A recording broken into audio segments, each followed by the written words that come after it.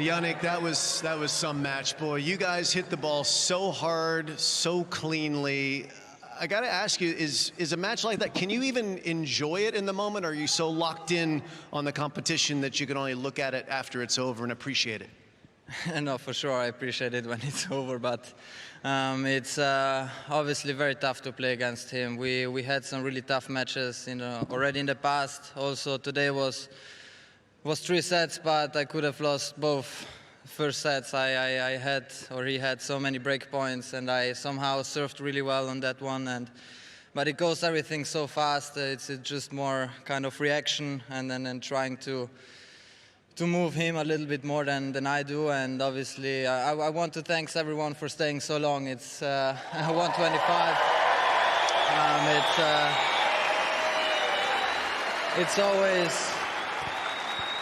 It's always a huge pleasure to play here on this court. It doesn't really matter the time. I really appreciate it, and happy to be in the next round. And you get a couple days off, so that's good.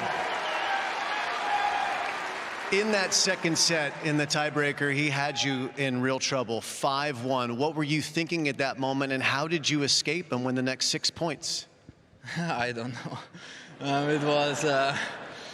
I just tried on 5-1, we changed hands. There was a little bit windy, so I knew I had a little bit of advantage. I tried to hold the serve for 5-2, and then somehow breaking him at least once, and I did it twice. Then I was 5-4 on serve, and but this is all really tight. But actually, this kind of moments I really love to play. This is why I practice for, and I'm really excited when we always have these pressure points on, and I'm just trying to stay aggressive. So it went my way today, so I'm really happy.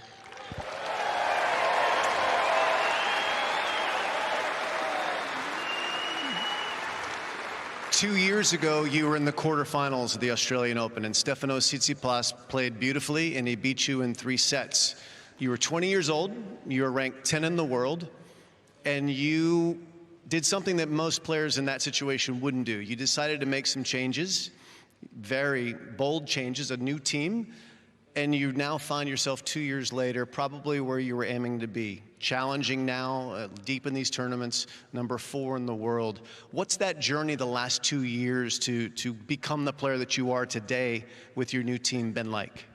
Yeah, for me it's always really important the process I make as a player, not only but also as a person. And I have to say my team, what I have, the company, which is we were talking before the tournament actually. The most important thing is the company you have, and this will last you forever, because I spend so much time with these people there, which is obviously a really nice feeling, and obviously when the success comes, we are all happy, and if not, we still have good company, good fun, and but we always will try to work as hard as possible, and then we see what I can reach.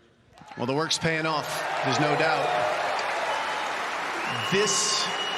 This effort tonight, it puts you into the semifinals of a major for the second time. You made your first one last year at Wimbledon, so you're going to meet the same opponent. Novak is the person you played in Wimbledon. You'd never beaten him at that point. Now you've beaten him twice. How does this match, with the experience that you gained in the semifinals and the experience in beating him the last 2 times, well, 2 of the last 3 times you played him, how does that change your outlook in this match? Yeah, I'm really lucky to face him again. This is one of the biggest tournaments in the world. Happy that I can play against the number 1 in the world. He won here sometimes, so it's gonna be tough, but the only thing I can control is that I will give my 100%. I will fight for every ball, and then we see what the outcome will be. 2 days off. Congratulations to Jannik Sinner. Another very fine performance. He's into the semifinals. Wide World of Sports is your home of the Australian Open. With highlights of every match of the AO, the on-court interviews, and every day with the morning serve, you'll be ahead of the game. So click that subscribe button so you don't miss a thing this Australian Open.